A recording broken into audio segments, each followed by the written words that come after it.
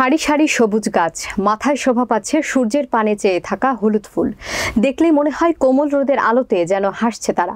সবুজ পাতার আড়ালে মাথা উঁচু করে প্রকৃতিতে নিজ সৌন্দর্য জানান দেওয়া ফুলগুলোর নাম সূর্যমুখী। নওগাঁ পশ্চিম থেকে আমজাদ হোসেনের পাঠানো প্রতিবেদনে দেখুন বিস্তারিত।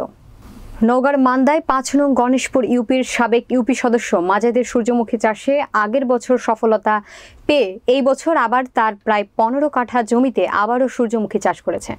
মাজেদ বলেন, প্রচুর পরিমাণে খাদ্যশক্তি থাকায় সূর্যমুখী বীজের তেল আমাদের দুর্বলতা কাটাতে কার্যকরী।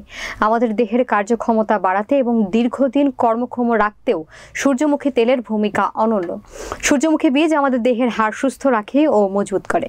আমাদের দেহে ক্যালসিয়াম, ম্যাগনেসিয়াম ও কপারের চাহিদা পূরণ করে সূর্যমুখী তেল। এছাড়াও বাজারে এর ভালো চাহিদা রয়েছে এবং দামও ভালো। সূর্যমুখী ফুলে আছে লিনোলাইক অ্যাসিড, যা ত্বকে মেলানিন উৎপাদন কমায়। এছাড়া রোদে পোড়া ত্বক থেকে ট্যান দূর করে এই সূর্যমুখীর তেল ত্বকের যাবতীয় সমস্যা যেমন ব্রন rash, blackheads, whiteheads, বলি রেখার প্রবণতা কমাতে সাহায্য করে। সূর্যমুখীর তেলের লিনোলাইক অ্যাসিড খুব অল্প সময়ে ত্বকের গভীর ক্ষত থাকলে তা সারিয়ে তোলে। যাদের ত্বক স্পর্শকাতর তারা ত্বকে কিছু লাগাতে ভয় পান, এক্ষেত্রে সূর্যমুখীর তেল চোখ বন্ধ করে ব্যবহার করতে পারেন। এই বিষয়ে মান্দা উপজেলার কৃষি অফিসার মোসাম্মদ শায়লা শারমিন বলেন, সূর্যমুখী চাষের জন্য ৫০ শতক জমিতে আমাদের উপজেলা থেকে কৃষকদের আর্থিক প্রণোদনা এবং সার ও বীজ প্রদান করা হয়েছে। সেই সাথে কৃষকদের সূর্যমুখী পরিচর্যা করার জন্য ২৫০০ টাকা করে প্রদান করা হয়েছে।